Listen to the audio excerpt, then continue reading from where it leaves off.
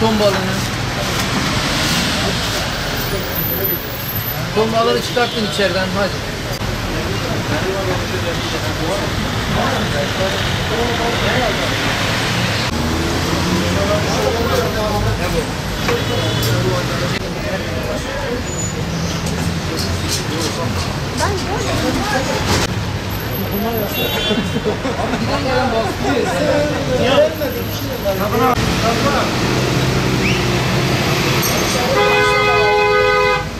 Temizlenmemiş.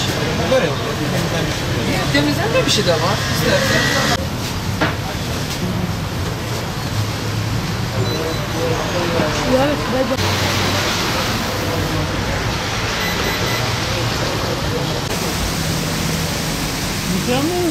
Balık temizlenmiyor mu? Masa internetten çıkarma raporları sana.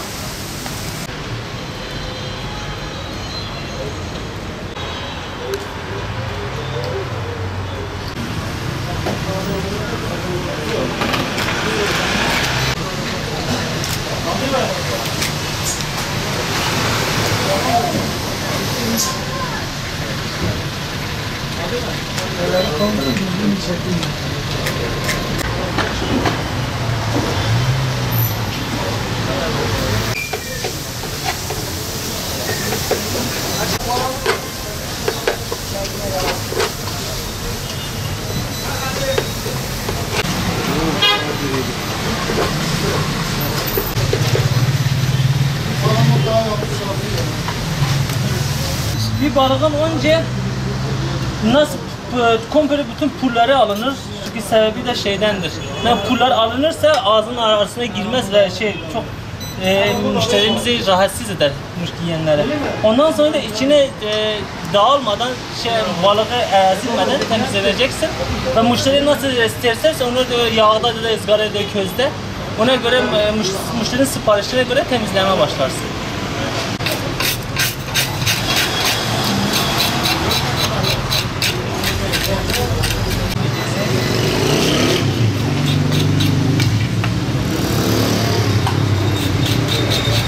Dediğim gibi balık ezilmeden temizlenecek.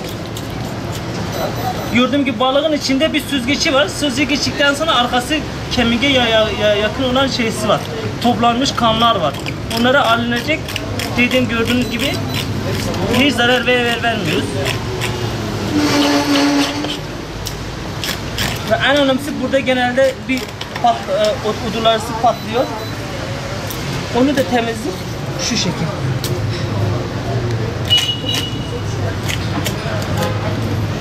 Bir kısmında sadece et kalıyor, bir kısmında kemik. Piştikten sonra bu da kendi kalkıyor. Sadece müşteri rahatlıkla yiyebilir. Aynen. Aldım.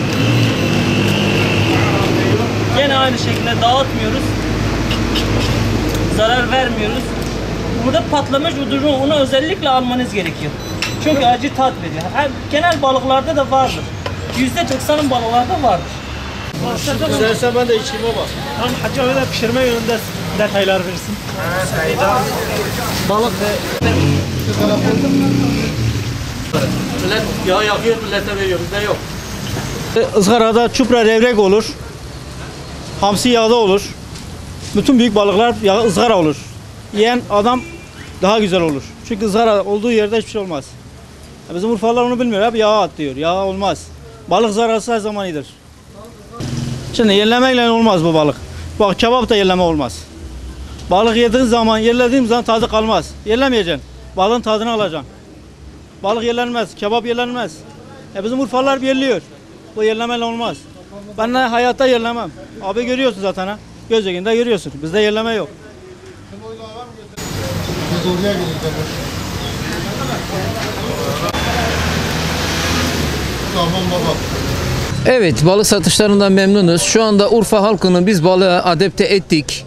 Ve Urfa halkı şu anda balığı güzelce tüketiyor. Yani bana göre şu anda biz ciğerle yarışıyoruz. Evet, şu anda öyle bir görüntü var. Görüyorsunuz zaten tezgahımızdaki balıkların cinslerini. Biz genelde deniz balığını çalışıyoruz.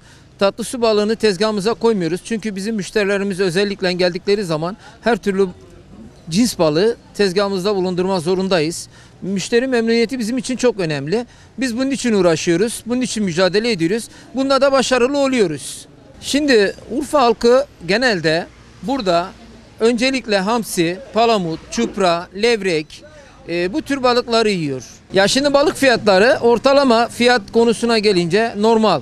Çünkü şöyle normal, enflasyona göre çalışıyoruz. Mesela geçen sene hamsinin fiyatı 10 liraydı. Bu sene 15 lira. Artı palamutun kilosu 20 lira. Çupranın kilosu 30 lira. Yani biz belirli bir zam yapmıyoruz. Çünkü niye? İnsanların bütçesini de düşünerekten elimizden geldiğince fiyatları makul tutmaya çalışıyoruz. Şimdi genelde zengin bütçe de alıyor, fakir bütçe de alıyor. Herkes ayağını yorganına göre uzatacak şekilde balını alıyor, memnun oluyor. Biliyorsunuz bizim balık sezonumuz 20 Eylül'de açılıyor. 20 Eylül'de açıldıktan sonra, balık sezonumuz başladıktan sonra her türlü balık bizde mevcut oluyor. Her türlü balığı tezgaha koyup müşteri memnuniyetliğine sunuyoruz. Şimdi demin de söylediğim gibi tezgahta bulunan balıklarımız Ege bölgesinden gelen var. Akdeniz bölgesinden gelen var, Karadeniz bölgesinden gelen var. Örneğin mesela Karadeniz bölgesinden hamsi geliyor, Karadeniz istavriti geliyor. Mersin bölgesinden, Akdeniz bölgesinden mesela levrek geliyor, çupra geliyor, deniz balığı özellikle. Marmara bölgesinden de işte palamutu geliyor.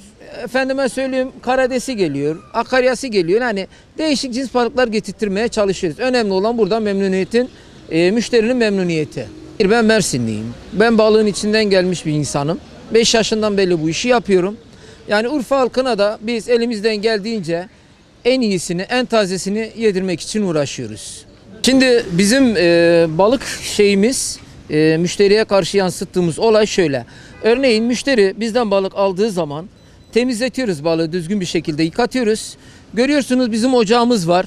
Ocağımıza teşrif ettiriyoruz. Ocağımızda müşterinin gözü önünde hitap edip pişirtip veriyoruz. Kiloda pişirme başına 5 lira para alıyoruz. Yani düşünün artık bugün bir halkımız evinde balık pişirmeye kalksa 3 kilo 4 kilo kömür alacak. Bundan baş edemeyecek, bir de evi de kokacak. Bizim yaptığımız Urfa halkına bir hizmettir.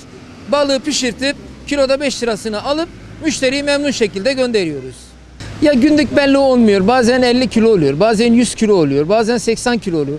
Bu yani müşterinin potansiyeline bağlı. Yani ben şöyle söyleyeyim abime. Şimdi Allah'a çok şükür bizim şu andaki satışlarımız iyi. Müşteri de memnun kalırsa zaten müşteri ne olursa olsun alırlar. Ama şöyle bir şey var. Ben halkıma şunu söylüyorum. Örneğin bazı insanlar Urfa'da hamsi diye balığı alıyorlar 10 liraya. 8 liraya hamsi satılıyor diyorlar. Buna inanmasınlar. Çünkü niye? O hamsi diye sattıkları balık gerçek hamsi değildir. Sardalya balığı vardır. Sardalya balığının kafasını kesip insanlarımıza hamsi diye satıyorlar. Halkımız buna şey olmasın, kanmasın. Artı palamut mesela, örneğin palamut balığı don balıktır. Donmuş olarak geliyordur. Bu balık donduktan sonra, eridikten sonra bir daha onu dondurmak çok sıkıntılıdır. Ama bazı insanlar bunu yapıyorlar. Urfa halkı buna inanmasın.